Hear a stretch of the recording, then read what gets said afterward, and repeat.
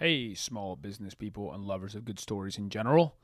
Welcome to episode 44 of Small Business War Stories with Phil Angotti of Avenue N Guitars in Chicago, Illinois.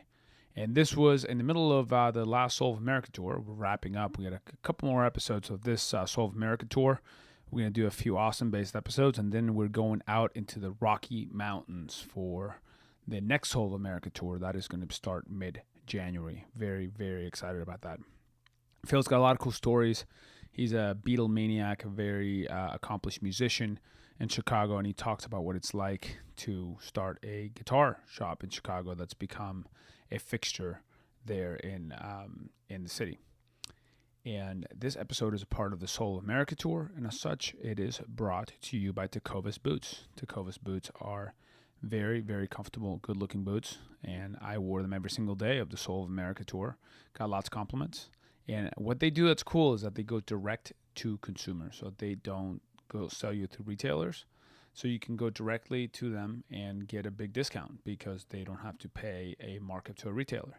So check them out. It's Tecovas Boots, Tecovas boots.com. I have their bourbon ropers, and they've been great. But they have lots of other. They just released, I think, ostrich and other different types of leather. So they're doing great. Check them out, Tecovas Boots. The episode is also brought to you by Impact Crates. Impact Crates are safety crates. They're strong, safe, and secure. My puppy Muddy Waggers travel in one every day during the Soul of America tour. They fold, so they're very easy to transport for their size.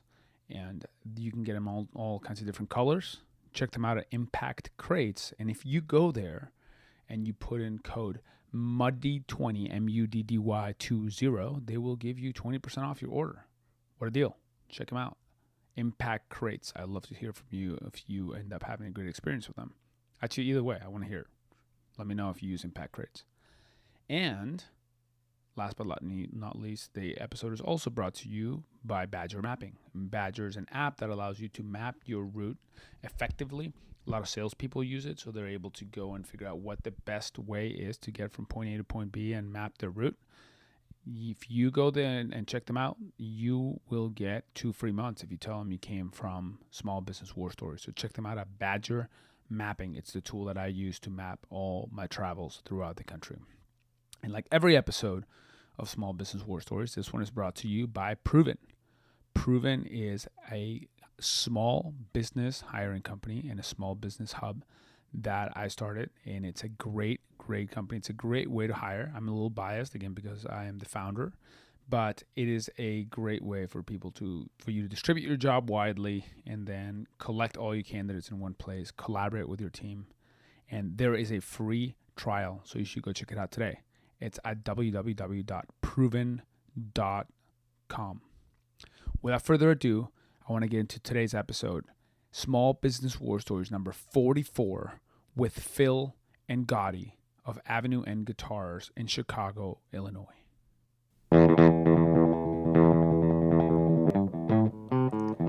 Small Business War Stories. Small businesses are the soul of America. And this is where they tell their stories.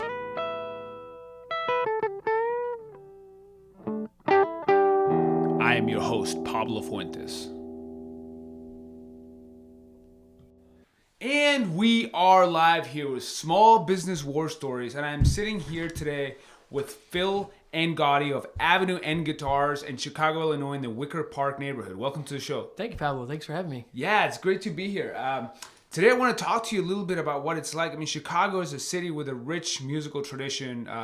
I know a little bit about it through a mutual friend, Nick, and also I'm taking guitar lessons from Carl Weathersby, who's awesome. played here quite a bit. Yeah. And but yeah, I'd love to tell me a little bit more about you're one of the original owners here. So tell me about Avenue N Guitar. What do you do, and how did the business start? So we opened a store. It's myself and my 2 partners, Tim Burns and Leslie Semmel. We all worked together at Chicago Music Exchange when it was the really big vintage shop in Chicago back in the heyday.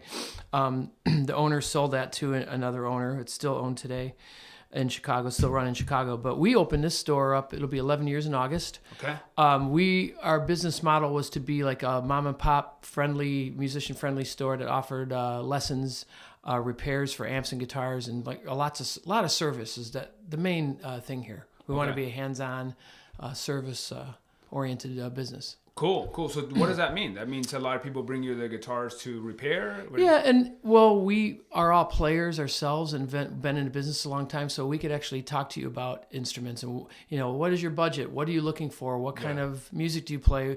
What can we help you find? Or if we don't have it here, we're very good about trying to let people really find the guitar for them. Yeah. So we're not a pushy big box store like we have to sell this and for these numbers or anything like that. So it really is friendly that way. Cool. What's your personal favorite guitar? Oh, myself, I collect Rickenbackers. I have a big collection, like 15, 16 models from the 50s and 60s. Wow, so that's a big fan of Rickenbackers. Beatles played quite a bit, yes, right? Beatles. John Lennon, I think. John Lennon, most famous Rickenbacker player probably. Of course, George played a 12-string Rickenbacker. Okay. But I've always been drawn to him since I was a kid, and over the years, I've anytime I find a really cool old one, I seem to find a way to buy it. Sounds good. So along those lines, what inspired you to start this business? So you originally at CME, at Chicago Music Exchange, right? So what was the impetus behind that? I guess the inspiration was the fact that it's really one thing I know how to do. I know about guitars. I know how to sell them. I know how to tell people about them, and I have a lot of knowledge in vintage guitars. Okay. So it's an interest of mine anyway. And I'm not per se I'm not a great business mind, but we thought it would be a really interesting thing to do something in a neighborhood like this to offer like a store that wasn't a Guitar Center or a big box store. Right. And that was our business model from the start. So this is a great neighborhood. So Wicker Park is a very historically, a lot of art. And it's very artsy, yes. Yeah, so tell me a little bit, how long have you guys been in this location? So this will be 11 years in August. Okay. I myself was not that familiar with Wicker Park. I knew about it. I play a lot of gigs. I'm a musician. I've been a musician since I was 17. Yeah. So I know the neighborhood a little bit. I learned more about it over the years. Just like every neighborhood in Chicago, it's changing. It's getting a little more upscale than it was, but it still has a sense of there's a lot of musicians and arts are in this neighborhood. There's some good restaurants. Yeah. So it's a very interesting neighborhood. Awesome. Very diverse. So you guys have been a presence here in terms of being a part of the music community. Definitely. That's really cool.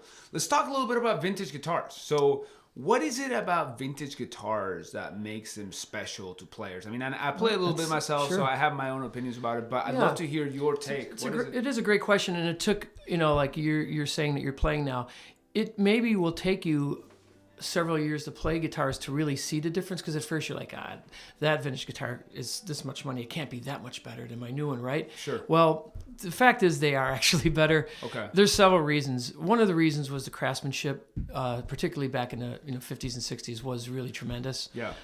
Hands built, hand-on built. Better wood is a real big issue. Okay. It's harder and harder for companies to even get wood. Okay. There's all kinds of laws and certain woods they can't use. Yeah, like the size regulations and all that. Yeah. A lot of the wood that is being cut and used for guitars now it's not old wood like it was back in the day. Old growth, we call it. Sure. All of that has factors. It also factors in the fact that a lot of guitars in a city like Chicago, when we have really cold winters, the heat's on all the time, you'll see a lot of newer guitars have a hard time with that weather change. And solid tops, for instance, are more prone to crack than, say, an older guitar. Sure. So, but a lot of it is just workmanship and materials. The metal was better. The wood was better. Yeah. And there's also a romantic aspect to it, right? Absolutely. You see, like, a lot of the people who influenced or really gave birth to rock and roll and like blues, like played a lot of these guitars, which makes it when you see a 1958 Strat, for instance, and you play a new custom shop, is the 58 Strat 5 times better than a custom shop? No, it's better, but there's certainly the fact that it's an old guitar from the 50s that has a sense of history to it. Yeah. So 58 Strat, that would be a pretty rare guitar. Let's talk about maybe what is the rarest, most interesting guitar that you've seen come through here? It's a great question. I had to think about that for a bit, because as much as I'd like to tell you I get them all the time, I don't. I don't get a lot of rare guitars. Well, somebody came in here maybe 6 years ago now, maybe five, with this brown Gibson case I have right here. Okay. And Tim and I open the case up. Yeah, let's see what's in there. I haven't seen it. We're opening it up right here. You can hear the latches. This is great reveal. So the first thing you see when you're one of us, you see this old brown, beautiful Gibson case. You know it's an old guitar. Right. What's interesting about this is it's a hollow body that you may have seen before, a 175. Yeah. But what's interesting about this is not any old 175. This is a 175 3/4. It's even marked inside the F-hole as a 3/4. They made very few of these. A 3/4 scale? So a child, a student, a woman, someone with smaller hands would love this guitar. So the guitar body, the whole guitar is just scaled down to a 3/4 size 175. At first, when you first glance at it, you can't tell right away, but you're like, oh, it's a little smaller. Because usually those are 24 3/4. Yes. And then what's the scale on now? So now that it's 3/4, what it'd be 21. Okay. Interesting. I'm not exact on that, but so everything about the guitar, the knobs, the finish, the pickguard, it's a 1 pickup model. Yeah. It's just like its bigger brother, but it's a 3/4 size, and this is a rare guitar. Wow. Very rare guitar. Wow. And look Was at that what year is that? 1954. Okay, so that was made in Kalamazoo. Kalamazoo, yeah. Yeah. The golden era. Yeah, this is a fabulous guitar, and again, I've never seen a. That is I've never amazing. seen another. And is that one for sale? It belongs to our repair guy that works here, Mark Springer. He fell in love with it, and we let him, of course, purchase it because we could, Tim and I were like, oh God, do we save this? Do we put it up for sale? Yeah. It was hard to put a price on because there wasn't anything to look at to see what they were going for. Sure. Actually, that dovetails really nicely into a question I was going to ask you. It's like, how do you determine? I mean, there are, especially with the internet these days, there are more resources. So there used to be this book, I forget what it's called, that has all the vintage. The Gruen book, the Gruen vintage book, guidebook. That's done on several levels. It's not as simple as just opening a book. There's a blue book of vintage, and it'll say years, and you have to determine the how original the instrument is, any change parts, any cracks, any repairs. Right. And the number one problem with old vintage guitars, if they're repainted, refinished, takes the value in half. In half? Yes, in half. A headstock repair, a bad headstock repair, it happens on mahogany necks. Right. That's the rule of thumb. It usually that's the famous Gibson repair where it falls over to the left. Yeah. Yeah, those are the two issues on old vintage guitars that actually shave the price in half. Wow. I'll give you an example. This guitar in this condition, if we were to put it up, it's probably, you would think it'd be a little higher because it's so rare, but because it's 3/4, it's not a big audience for it. But it's still probably a $6,000, $7,000 guitar. Yeah, it looks like it just came off the factory and it's in the showroom in 1950. Yes. Right? You could always mark guitars that are really, really clean and all original. You could always put a higher price on those. Yeah. And the way you price them is you do look at the book. That's a good guide. There's completed listings in eBay, for instance. You could see some sales. And just Tim and I, from being in the business a long time, we kind of know the values of a lot of the famous models. And certain models, we do have to put our heads together and do a little research. Got it. And how do you put this all together with, like, say, there are basically two basic types of vintage guitar buyers, right? There are players. Yes. So somebody like myself, I would never buy something to just put in a case. Mm-hmm. You want to use it. I'm the same way. As much as we're talking about the '63 Gibson that's my player's guitar, right? And it's a nice vintage instrument, but I play it. And there are also people who would probably pick up something like this and almost treat it like a museum piece and put it in a case. You're kind of right. It would be kind of risky to take it and gig it because you'd nick it up and scratch it. You're going to, right? Right. And when you have a minty clean piece like this, that's a big problem because sometimes you're like, well, I want to play the guitar, but did I buy it to put away? Right. So that is a. So how do you think about it? And how do your buyers think about that? What's the That's a good question. I think I've sold to both types of people. I have people that really just are interested. And it's funny. They'll see a beautiful vintage guitar and they'll have just a small minor problem and it really bothers them, like a changed pot. And I'd be like, well, you're going to play the guitar, aren't you? Don't you want the pot to work? Yeah. We took the original pot out because it wasn't working. Yeah. So, and then you've got the collector that wants it 100% original, not touched. It's okay. It has some scratches, but nothing could be changed to it. So you have people like that, and then you have people like myself. Like, I like old vintage guitars, and I like to play them. Yeah. And I don't care if they're worn or they're nicked up or everything. Or cracked, like that beautiful B45 you have upstairs. It's cracked up, but it sounds great. Yeah.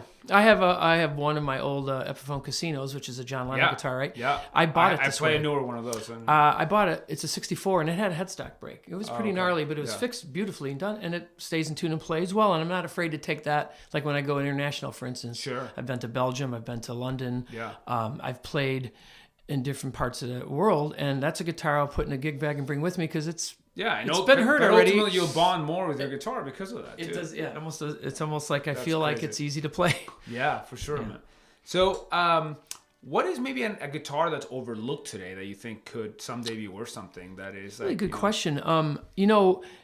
at a time when vintage was really booming, everybody was like, "Oh, stay away from this. The '70s Fenders aren't that good," and that's actually not. That's actually not true. You could find some 3-bolt with 3-bolt neck Strats, for instance, in the mid '70s. Yeah. Some great buys on those, and early '70s Tellys, for instance, like I just sold a beautiful '71. Early '70s Tellys are still not huge money, but they're great guitars. That's when they introduced the thin lines, right? And then the thin lines came out in late '60s. Late '60s. Yeah, and those are nice guitars too, but they're a little pricey. Yeah. So to answer your questions, guitars like there was a Fender Telecaster Deluxe, which had the big headstock like on a Strat. They had 2 humbuckers. Yeah. Those are very cool guitars. That's the one with the 4 knobs and the bigger pickguard. Yes. So those are really cool guitars.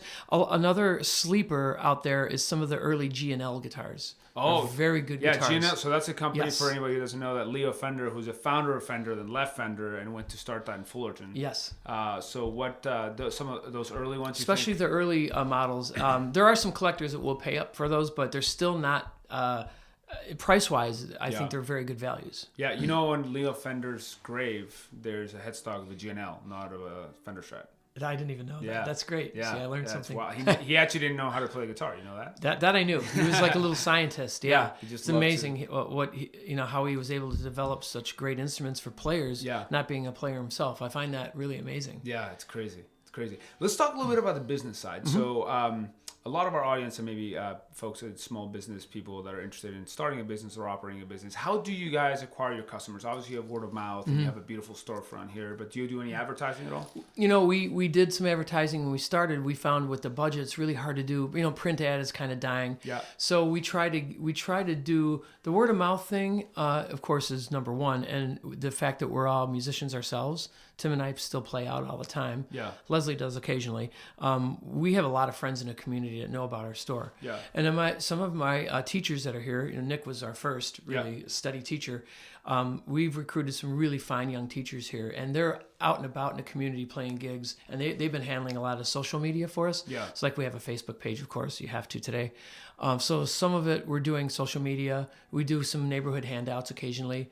And the fellas, when they do go out and play, they're really good about spreading the word for us with flyers and such. Yeah. Very cool. So that's probably more economical than advertising, and it probably all works for you, right? Yeah, it seems to be helping.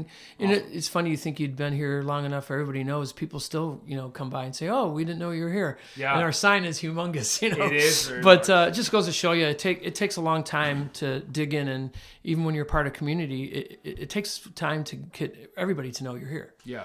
Now, in the long time that you've been here, there must have been times when you faced some difficulties as a business. Sure. So can you think of a time when things went wrong, and what did you do about that? When things go wrong, for the most part, as far as like a problem that we've had to come up with, other than just like a slow time of year. Yeah, a problem, I guess, a real meaningful challenge as a small business. Yeah, a lot of that is from time to time.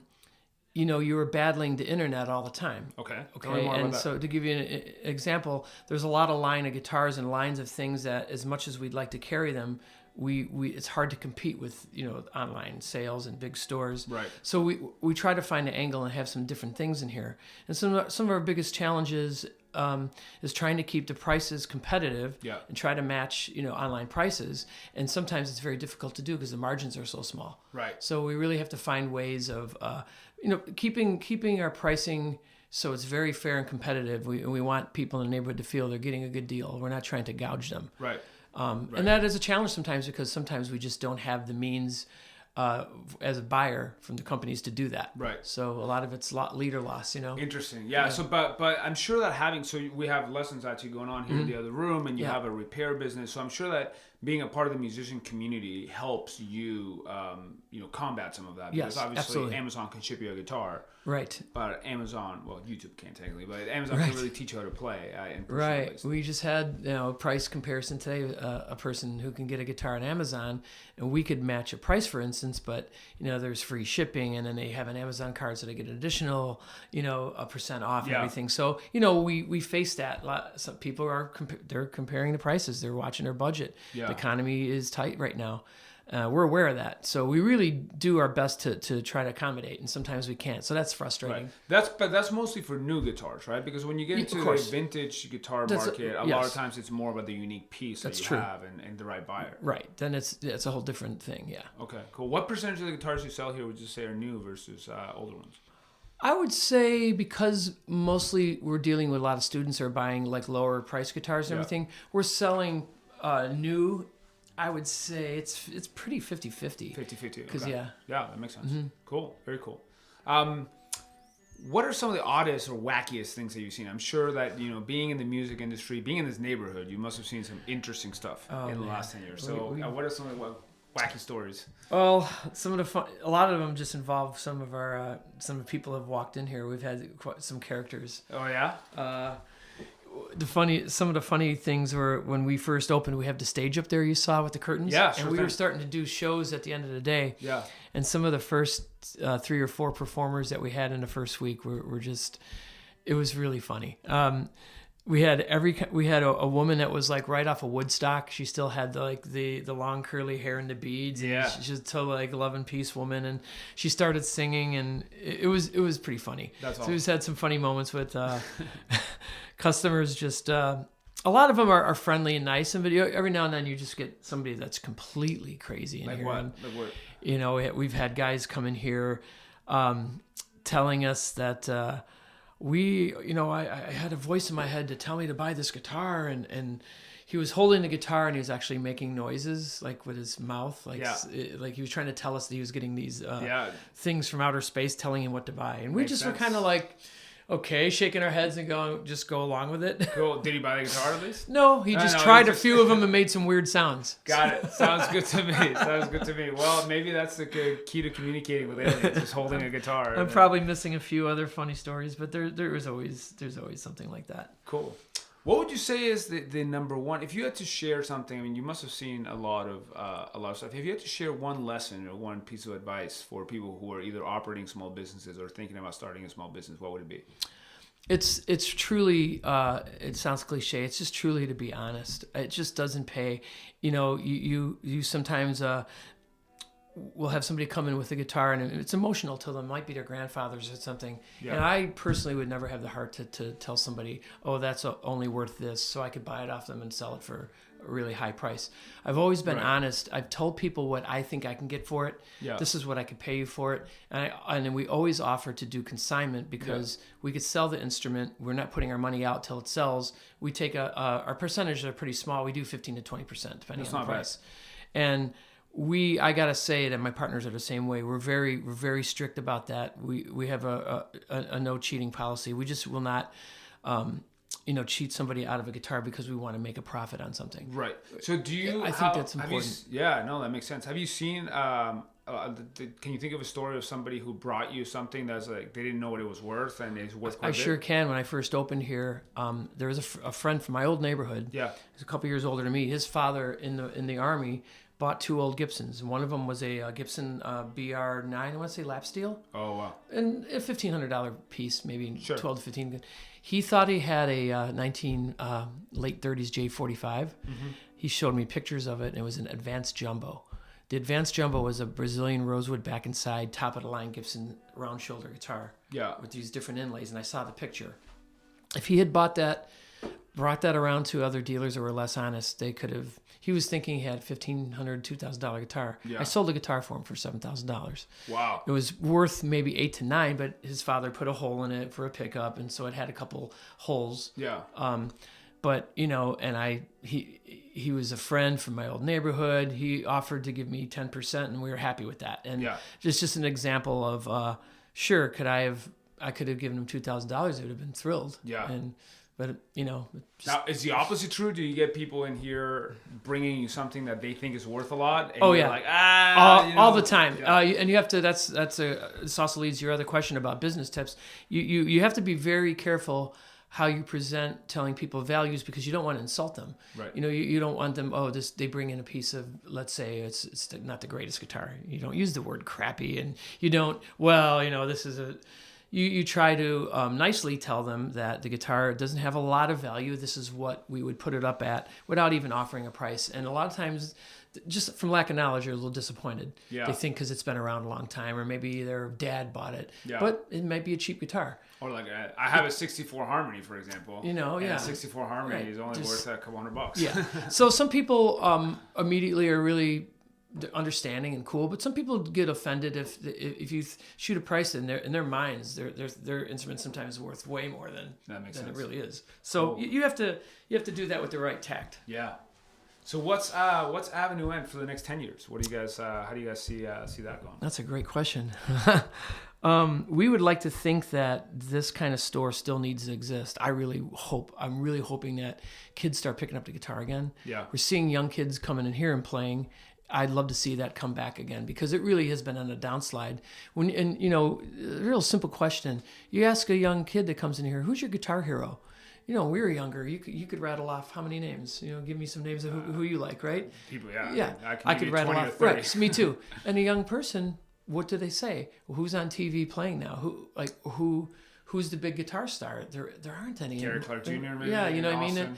Yeah. So that's one question. It tells you that there's just not a lot of guitar heroes for these kids. Yeah. They need to find, and usually they go back and find the great ones that we like, right? Yeah. But there needs to be some newer, younger people taking the forefront and getting out there with their instruments and talking about it and being a guitar hero. I'm still waiting for the blues to come back. I hope so. There's going to be another Stevie Ray. So to answer the question, I would like to think that there's still a need for a store. You want to come in and buy strings and talk about guitars, or we bring our guitars in here that aren't even for sale and put them in back of the stage. Somebody asked me today, it's like, well, they're not for sale, and I said, well, I think it's nice to share and let people check it out. Were asking me questions about it For sure. The fact that we fix guitars and amps, I feel there's always going to be need for that. Yeah. And having accessories in the store. So we are an alternate. We're another way to get things without going online and pressing a button. We're hoping there's still some kind of human interaction going on in our world. The aspect of, what resonates with me is, the fact you have shows and the fact that you have repair and lessons. That makes it more like a community gathering point as well as a guitar shop. So I think it's an important thing for any neighborhood to have that. Absolutely. So I feel like good about that. At least we're doing that, and we'd love to be around for 10 years. Awesome. What's it like to do business in the city of Chicago? So what's, as I go around the country, there's different people that you're like, oh God, I got to censor myself. But I don't know. Maybe share what are some, let's start with the good things. So what are some of the great things? And maybe what are some of the challenges, honestly? So the great things is it's a great city. Yeah. We have people, you're here visiting. We have people coming downtown to come to shows. Then they want to come to a nice guitar store and they like our neighborhood. So because we're in Chicago, we see the best of everything. We get a lot of tourists, and overall, it's a really friendly, nice city. Yeah. The downside is you will run into there's some desirables that want to come in, and you have to be careful. You also are fighting the city a little bit. The small businesses, the city doesn't make it very ezy for us. Okay, there's a lot of things they do. That we have to pay for like, for instance, hanging a sign over their sidewalk, and there's all kinds of little rules and things. And I think it's a little harder for small businesses, I think, in general. And without going into great detail, the city's a little difficult to deal with when it comes to that kind of thing. Okay. Got it. So it's more the big business, the taxes for this, and there's a fine and for this, and the license for this, things like that. Yeah. Little hassles. Yeah. So it's a highly regulated city. Yeah. So it's big city problems. Yeah. Kind of things like that. Do you find support from other members of the small business community here? We do. We're friendly with almost all the other shops. Yeah. We have Peace Pizza is right down the street from us. It's a wonderful place. They make beer and pizza right there. Yeah. One of the owners is Rick Nielsen from Cheap Trick. Oh, wow. Yeah. That's wild. And so, we do a lot of, like, my band played there the other night for an event. Okay. So, and their guys come here. There's record stores around here, Reckless Records. Yeah. We give each other discounts. We send people their way. They send people, Yeah. So, no, there's a lot of, we're friendly with the restaurant next door is fantastic. A little Italian restaurant called Lucia's. And, people say, where do we go eat? So There's a lot of there's a very friendly vibe in the neighborhood. Cool. What kind of music do you play, by the way? What's your band? Oh, so my band is named Phil Angotti Band, which is all originals, my music. But I'm in a lot of bands. I do all these tribute things. Like I have one of my bands. It's called the What For. We sing really cool harmonies, all Beatles and '60s. Okay. Everything you could imagine. Yeah. I have a band that does just the Monkees. Wow. Called the New Candy Store Prophets. I play in a band called Great Moments in Vinyl, where I've just been recruited to sing lead on some of their shows. They different people come in and out of this band. We do complete famous albums. Yeah. The whole album. Wow. We just did a Rolling Stones Exile on Main Street. That is a good one. We did Let It Bleed and Beggar's Banquet back to back one night. Wow. We did Nirvana. You done Told by Five? Oh, I've done that. I've done that myself. Yeah, really? With my friends down at Reggie's Rock Club. Yeah. So yeah, I'm very like well versed in Beatles, Stones, Kings Who. That's my thing. That is awesome. And then my guitars are all like based on the the '60s play, stuff. So Rickenbackers, Gretches, Tellys. Yeah. Do you have a 5-string Telly like Keith? Yes, I do. Okay. It's a 6-string, but I take the string off. Yeah. And there was a Chicago band that was pretty famous in the '90s called Material Issue, pop band, and I play with Mike and Ted. I'm in the band now with them. So I've got a lot of things going on, and I do a lot of solo gigs too. That's awesome. That's awesome. Cool. Is there anything else that you want our audience to know about your business? Where can people find you? What's your web addresses, your physical address, phone number? Yeah. Instagram? So we are in the heart of Wicker Park, 1823 West North Avenue. We do have a great website. You just go to www.avenuenguitars, and that N is a capital N. I can tell you the story. I'm from the east side of Chicago. Okay. Southeast side is a cool little neighborhood. My father grew up on Avenue N. The streets were named NMLO. Oh, okay. And so when we opened a store, I wanted kind of an old school neighborhood name, and we're on North Avenue, so that's why we used the N for North. Thought. Yeah, that's what I thought it was from. But, so okay, anyway, cool. That's the story with that. So yeah, you could find us on the website. We have a Facebook page, and you could also my web page and my Facebook name, Phil Angotti, and sometimes I link up stuff from the store back and forth. That's Angotti, yeah. Yep. Mm-hmm. Cool. And then you guys are on Instagram as well. So yes. You guys have a presence. Yes. And there. How can people find out about your shows? Do you post your shows? We do. We post shows you host here. Yes, we do. We post shows, and everybody that works here that has a show, we sometimes will post them on the Avenue N site, and then we have our own sites, of course. So. Awesome. Yeah. Well, I am very glad our mutual friend Nick, who was actually on episode 6 of this podcast. Awesome. Great guy. And he's played with me before, too. And in fact, he's on one of my records. He played slide guitar on it. Nice. Yeah, he's a great player. He's awesome. Player, and also a great person. Wonderful guy. Love Nick. Yep. And I'm glad he introduced us. So thank you so much for sitting with me and sharing with me the story of Avenue N Guitars here in Wicker Park. My pleasure. Pleasure to meet you. Thank you for listening to Small Business War Stories.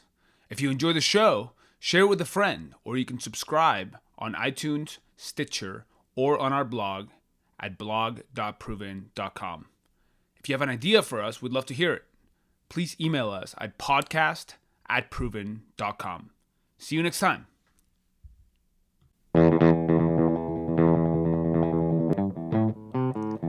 Small Business War Stories. Small businesses are the soul of America. And this is where they tell their stories.